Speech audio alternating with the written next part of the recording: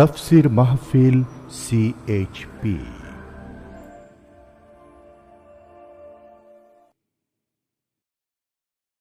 তাকে কিভাবে ডাকবো, তার কাছে কিভাবে দোয়া করব, কেমনে চাইবো, প্রত্যেকটি বিষয় তিনি কোরআনে কারীমের মাধ্যমে এবং নবী করিম সাল্লাল্লাহু আলাইহি ওয়াসাল্লামের মাধ্যমে আমাদেরকে পরিজ্ঞাত করেছেন, আমাদেরকে জানিয়ে দিয়েছেন। আলহামদুলিল্লাহ, একটি জিনিসও বাদ নাই যে আমাদেরকে তিনি বলে দেননি, সব বলে দিয়েছেন।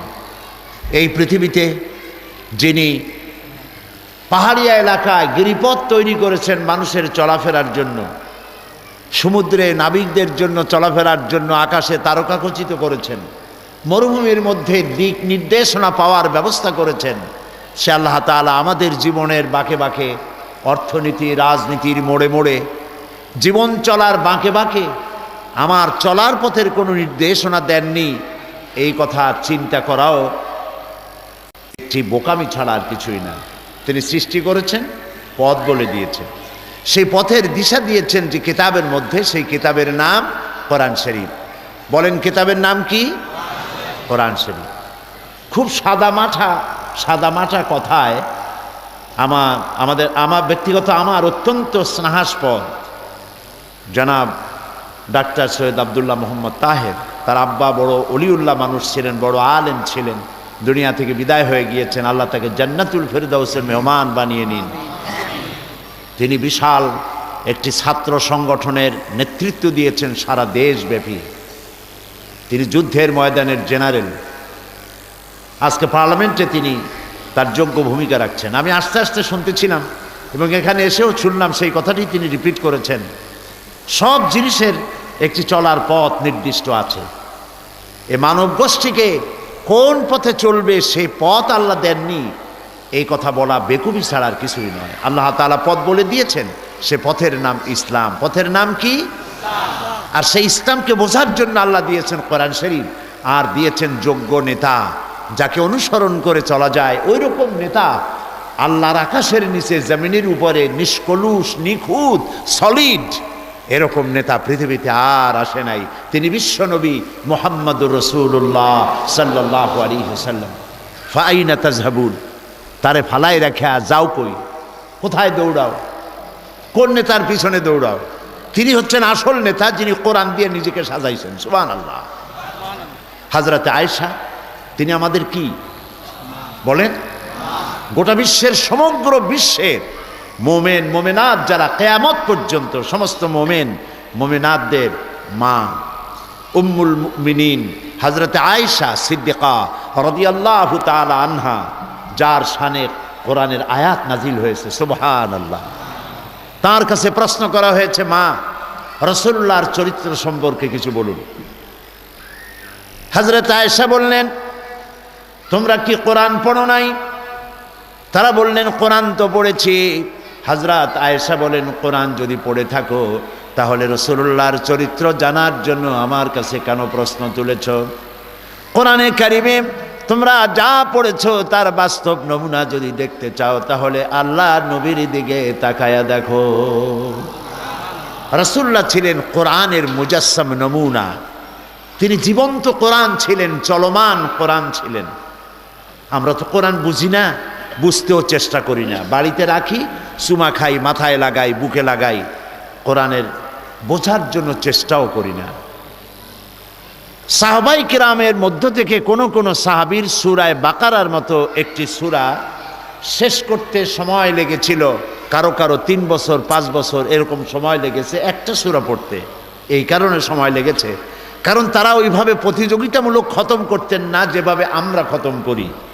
আমাদের লোকেরা রমজান মাসে ঈদের পরে এক জায়গায় বসে গল্প করে, ভাই আমার পুত্রবধূ 6 খতম কোরআন শরীফ পড়ছে, আমার বউ 7 খতম, আমার মেয়ে 15 খতম, আর আমি নিজেও খতম।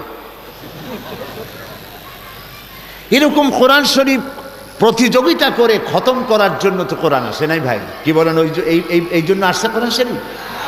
সাহাবাই কেরামদের তো 3 বছর 4 বছর লাগলো সূরা বাকারা পড়তে।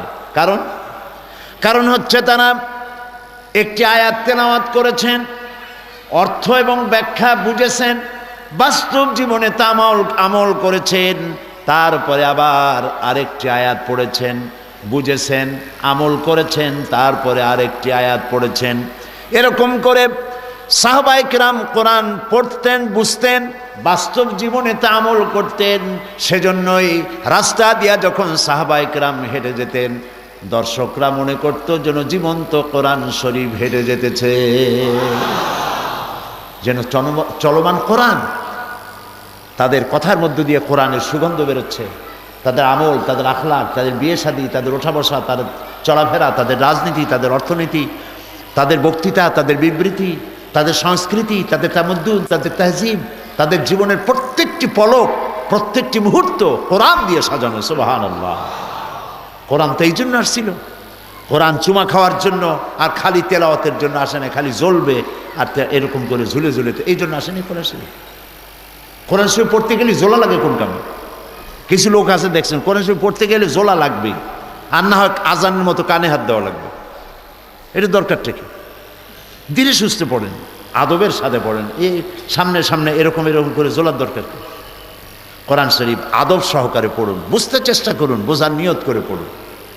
আজকে আমি কোরআনের ফজিলত আলোচনা করব না, আজকে আমি আলোচনা করতে চাই, যদি আল্লাহ তৌফিক দেন, যে এই কোরআন যদি ফলো করি, হাদিস যদি ফলো করি, আল্লাহ এবং রসুলের নির্দেশ যদি মানি, তাহলে আল্লাহ তাআলা আমাদের জন্য 8খানা বেহেশত সাজায় রাখছেন। কয়খান বেহেশত বলেন সবাই? 8খানা বেহেশত সাজায় রাখছেন। সেই বেহেশতের দরজাগুলি আল্লাহ খুলে দেবেন যদি আমরা আমল করে চলতে পারি। কি আমল করলে, কি কাজ করলে, কি গুণাবলী অর্জন করলে সেই 8টা বেহেশত আমরা লাভ করতে পারি, সেই কথাগুলি আজকে আলোচনা করতে চাই। কেমন হবে বলেন? আলহামদুলিল্লাহ বলি। আল্লাহর কাছে তৌফিক চাই। সুবহানাকা লা ইলমা লানা ইল্লা মা আল্লামতানা। আসলে আমার তো বলার মতো কোনো জ্ঞান নাই। লোকেরা মুফাসসিরে কোরআন বলে, কিন্তু আমি তো জানি আমি কি। আমি নিজেকে কোরআন শরীফের, কোরআন মজিদের তাফসিরের একজন ছাত্র ছাড়া আর কিছুই মনে করি না। আল্লাহ তাআলা দয়া করে যতটুকুন শিখাইছেন তার কাছে বিনীতভাবে সাহায্য চাই। ওমা তৌফিকি ইল্লা বিল্লাহ। তিনি যদি কিছু বলার তৌফিক দেন তাহলেই বলতে পারবো। প্রিয় ভাই সব, সূরা তওবা, সূরা তওবা 111 এবং 112 নম্বর আয়াত আমি তেলাওয়াত করবো ইনশাআল্লাহ। এবং এর থেকে জান্নাতে যাওয়ার একটা রাস্তা, আল্লাহ যে রাস্তা দেখায় দিয়েছেন, সেই রাস্তাটা আপনাদের সামনে ব্যাখ্যা সহকারে তুলে ধরার আশা করি। খুব মনোযোগ সহকারে আমরা শুনতে চেষ্টা করি। আল্লাহ যেন তৌফিক দেন, বলে আমিন। আগে শয়তান বিদায় করি। আগে কি বিদায় করতে হবে? শয়তান। কারণ শয়তান কিছুতেই চায় না যে আপনারা বসে বসে আল্লাহ তাআলার কালাম শুনুন। এটা কি শয়তান চাইবে? শয়তানের আজকের খুব বড় জ্বালার দিন, খুব কষ্টের দিন। এত মানুষ এক জায়গায় হইল কেন? নবী করিম সাল্লাল্লাহু আলাইহি ওয়াসাল্লাম বলেছেন, আরাফাতের দিন, ইয়াউমে আরাফা, 9 জিলহজ তারিখে শয়তানরে আমি এত খারাপ সুরতে দেখছি, এত খারাপ সুরতে কখনো দেখি নেই। শয়তান তো এমনি শয়তানের মতো, আরো বদসুরাত হয়ে যায় আরাফাতের ময়দানে। কেন? এই জন্য যে আল্লাহ তাআলা এই যে লক্ষ লক্ষ মানুষ সবাইকে মাফ করে দেবে, তাহলে এই শয়তান হয়ে লাভটা হইল কি? এইটা হলো তার মনের কষ্ট। প্রিয় ভাই সব, শয়তানের ওয়াসওয়াসা থেকে আমাদেরকে কেউ পানাহা দিতে পারবেন না। কে পারবেন? আল্লাহ রাব্বুল আলামিন কোরআনে কারীমের মধ্যে বলেছেন, যখন তোমরা তেলাওয়াত করবে তখনই শয়তানের ওয়াসওয়াসা থেকে পানা চেয়ে নিও, তাহলে শয়তান তোমাদেরকে মিসগাইড করতে পারবে না। আমার সাথে পড়েন, আউযু বিল্লাহি মিনাশ শাইতানির রাজিম, বিসমিল্লাহির রহমানির রহিম। বিতাড়িত মরদুদ শয়তানের ওয়াসওয়াসা থেকে আল্লাহ তোমার কাছে পানাহ চাই। বলেন আমিন। আমাদেরকে আশ্রয় দাও, আমিন। আর পরম করুণাময় আল্লাহর নামে শুরু করছি। আল্লাহু ইশতারা মিনাল মুমিনিনা আনফুসাহুম ওয়া আমওয়ালাহুম বিআন্না লাহুমুল জান্নাহ ইউকাতিলুনা ফি সাবিলিল্লাহি ফায়াকতুলুনা ওয়া ইউকতালুন ওয়া'দান আলাইহি হাক্কান ফিত التوراة والإنجيل والقرآن ومن أوفى بعهده من الله فاستبشروا ببيعكم الذي بايعتم به وذلك هو الفوز العظيم صدق الله العظيم। আল্লাহ তাআলা বলছেন, নিশ্চয়ই আল্লাহ তাআলা মোমেনদের জান এবং মাল জান্নাতের বিনিময়ে খরিদ করে নিয়েছেন। তারা মারে, তারা আল্লাহর রাস্তায় মারে এবং মরে। ওয়াদান হক ওয়াদান আলাইহি হাক্কান ফিত তাওরাতি ওয়াল ইনজিলি ওয়াল কোরআন। আল্লাহ তাআলা মোমেনদের জানমাল এর বিনিময়ে তাদেরকে যে জান্নাত দিবেন, এই ওয়াদা আল্লাহ তাআলা ইতিপূর্বে তাওরাতে করেছেন, ইনজিলে করেছেন, কোরআনেও করলেন। ওয়ামান আউফা বিআহদি মিনাল্লাহ, আর আল্লাহর চাইতে ওয়াদা পূরণকারী কে হতে পারে? ফাস্তাবশিরু বিবাইকুমুল্লাযী বায়াতুম বিহ, সুতরাং আল্লাহর সাথে যে কেনা বেচার চুক্তিটা করতে পারছো এই জন্য আনন্দ করো। ওয়া যালিকা হুয়াল ফাউজুল আযীম, আর এটাই হচ্ছে বড় রকমের সাফল্য। সুবহানাল্লাহ। এটি হচ্ছে আয়াতের শাব্দিক তরজমা। এবার একটু শানে নজুল শুনে নিলে সুবিধা হবে। তাবুকের যুদ্ধের প্রস্তুতি চলছে। নবী করিম সাল্লাল্লাহু আলাইহি ওয়াসাল্লাম তাবুকের যুদ্ধের প্রস্তুতি গ্রহণ করলেন। কিছু সংখ্যক সাহাবীরা তারা গরমের বলল যে এবার খুব গরম পড়েছে, ফসল পেকেছে, ছেলে মেয়ে বিয়ে দিতে হবে, নানান ধরনের তারা অজুহাত খাড়া করলো। অর্থাৎ তারা আল্লাহর প্রতি ঈমান এনেছে, আল্লাহর উপরে ঈমান এনেছে, এই কথাই তো যথেষ্ট নয়, জান মাল আল্লাহর রাস্তায় বিলীন করে দিতে হবে। কিন্তু যখন পরীক্ষা আসলো, পরীক্ষায় তারা গাফলাতির কারণে, শয়তানের ওয়াসওয়াসার কারণে কিছু সংখ্যক লোক পরীক্ষায় তারা ফেল করলেন, তারা যেতে পারলেন না। অর্থাৎ বেচা কিনার শর্তকে তারা পূরণ করতে পারলেন না। তো তারা যাবেন না, যেতে পারবেন না, এই যে অজুহাত খাড়া করলো, এই অজুহাতের ভিত্তিতে আল্লাহ রাব্বুল আলামিন এই আয়াত নাজিল করলেন। সূরা তাওবার শানে নজুল এর ধারা যেভাবে বর্ণনা আল্লাহ করেছেন, সেই পর্যায়ক্রমে এই আয়াত পর্যন্ত এসেছে। আল্লাহ মোমেনদের পরিচয় এখানে দিলেন যে মোমেন আসলে কারা।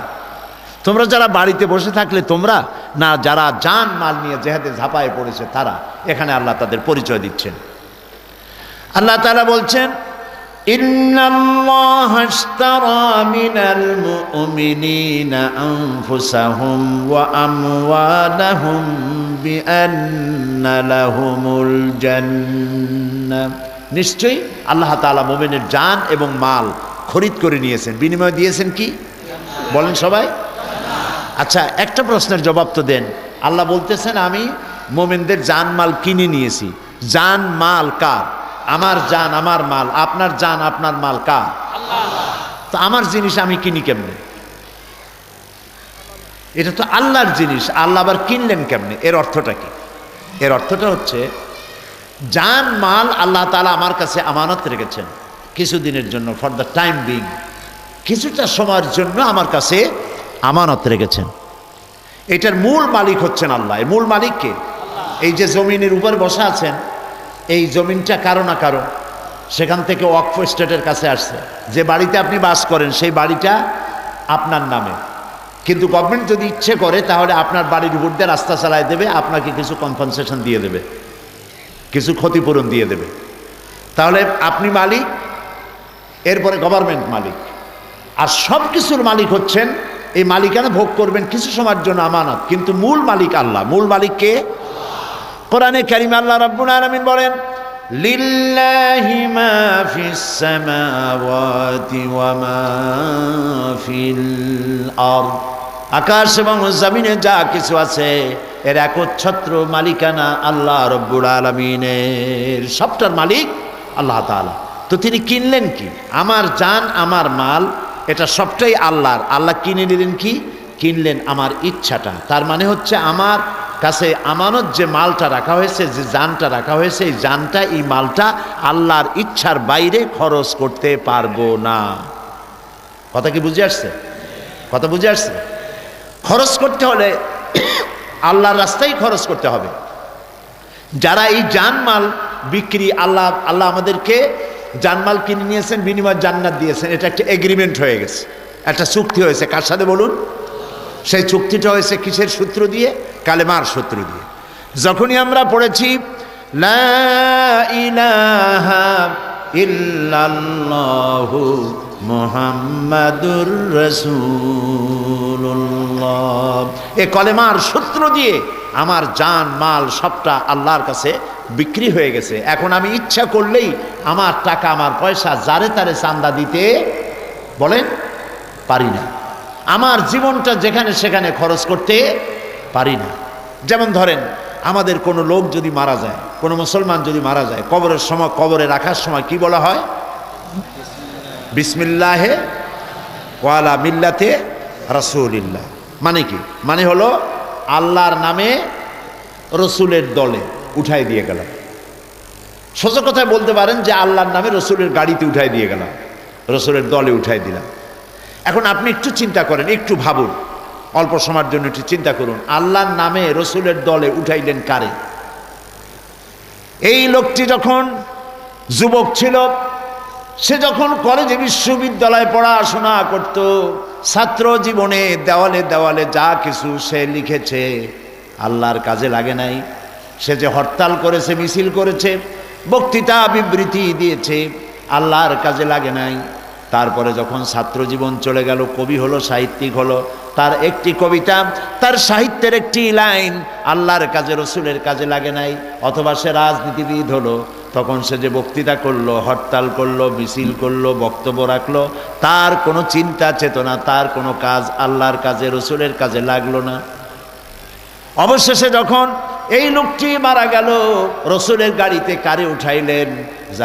যার শৈশব, যার যৌবন, যার বার্ধক্য, যার ছাত্র জীবন, যার রাজনৈতিক জীবন, কবি সাহিত্যিক জীবনের, বুদ্ধিজীবী জীবনের একটি লাইন, একটি চেষ্টা, একটা কথাও আল্লাহ এবং রসুলের কাজে লাগে নাই। এই মরা পচা দেহ রসুলের গাড়িতে উঠায় দিলেন। রসুলের গাড়ি কেন এই লোকটাকে গ্রহণ করবে? কেন করবে? বুঝে আসতেছে কথা? সুতরাং আপনি আপনার মাল এবং আপনার জান খরিদ করে নিয়েছেন আল্লাহ তাআলা। কে খরিদ করেছেন? আল্লাহ তাআলা খরিদ করেছেন। কাজে আপনি যে বক্তৃতা করবেন, আপনার বক্তৃতায় যে শক্তি লাগবে, শক্তি জিহাদের শামিল, যদি এই বক্তব্য আল্লাহর কাজে লাগে। আপনি আল্লাহ আপনার টাকা দিছে, যারে তার আপনি চান্দা দিতে পারবেন না। যে ব্যক্তি ধর্মনিরপেক্ষ মতবাদের আন্দোলন করে, আপনি চান্দা দিবেনই না, হারাম। আপনি চাঁদা দিবেন যারা ইসলাম করে তাদের জন্য, মসজিদে দিবেন, মাদ্রাসা দিবেন, এতিমখানা দিবেন, লিল্লা বোর্ডিংয়ে দিবেন, ঠিক না? যে ব্যক্তি ধর্মনিরপেক্ষ মতবাদের আন্দোলন করে, তাকে আপনি চাঁদাও দিতে পারেন না, টাকা পয়সা কিছু দিতে পারেন না, এমনকি তাদের পক্ষে কাজও করতে পারেন না, ভোটও দিতে পারবেন না। কারণ আমরা মুসলমান, আমাদের প্রত্যেকটি পদক্ষেপ নিতে হবে আল্লাহর হুকুম অনুযায়ী, উল্টাপাল্টা করতে পারবো না। গতকাল আমি কাদিয়ানীদের সম্পর্কে কথা বলছিলাম, মনে আছে? মনে আছে আপনাদের? কাদিয়ানীরা যে কাফের, এই ব্যাপারে কি কোনো আলেমের দ্বিমত আছে? যদি সাহস থাকে একজন আলেম দাঁড়াক পৃথিবীর কোন এক প্রান্ত থেকে, যে কাদিয়ানীরা মুসলমান, দাঁড়াক তো দেখি কোন আলেম দাঁড়ায়। ইসলাম বোঝে কারা? আলেমরা না ধর্মনিরপেক্ষবাদের নেতা নেত্রীরা? কারা বোঝে বলেন? কাদিয়ানীরা যে অমুসলিম, এতে তো কোনো সন্দেহ নাই, এরা কাফের। কাদিয়ানীরা কি? আর কাফের হওয়ার কারণে বিগত 100 বছরের ভেতরে কোনো কাদিয়ানী মক্কা শরীফ যাইতে পারে নাই, তারা হজ করতে পারে না। সৌদি গভর্নমেন্ট তাদেরকে হারাম শরীফে প্রবেশ করা হারাম করে দিয়েছে, কিয়ামত পর্যন্ত তারা মক্কা শরীফে যেতে পারবে না। গোলাম মোহাম্মদ কাদিয়ানীকে যতদিন পর্যন্ত তারা নবী বলে মানবে, মক্কা শরীফে প্রবেশ নিষেধ। কারণ লেখাই আছে, আপনারা যখন হজে যারা যাবেন বা বিভিন্ন জায়গায় যখন আপনারা পাসপোর্ট ইত্যাদি করেন, লেখা আছে ধর্ম। ওটা কি? রিলিজিয়ানটা কি? তো লেখেন ইসলাম। তারপরে কি লেখা থাকে? সুন্নি লেখা থাকে না? কাদিয়ানীরা কাদিয়ানি লেখে, তারা মুসলমান না। এই জন্য হুদুদ হারাম, সেখানে লেখা আছে নন মুসলিম এন্ট্রি স্ট্রিক্টলি প্রহিবিটেড। কোনো অমুসলমান হারাম শরীফে প্রবেশ করতে পারে না। এই জন্য বিগত 100 বছরের ভিতরে কোনো কাদিয়ানি মক্কা শরীফ মদিনা শরীফে যাইতে পারে নাই, তাদের মক্কা মদিনায় প্রবেশ করা হারাম। এদের পক্ষ অবলম্বন করেছে তথাকথিত বুদ্ধিজীবী এবং সাংবাদিক আর বামপন্থী দলেরা। প্রিয় ভাই সব, মনে রাখতে হবে, 1 পৌষে শীত যাবেন, আবার নির্বাচন আসবে।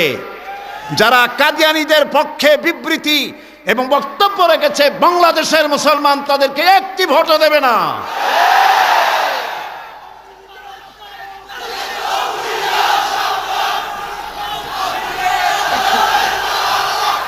প্রিয় ভাই সব,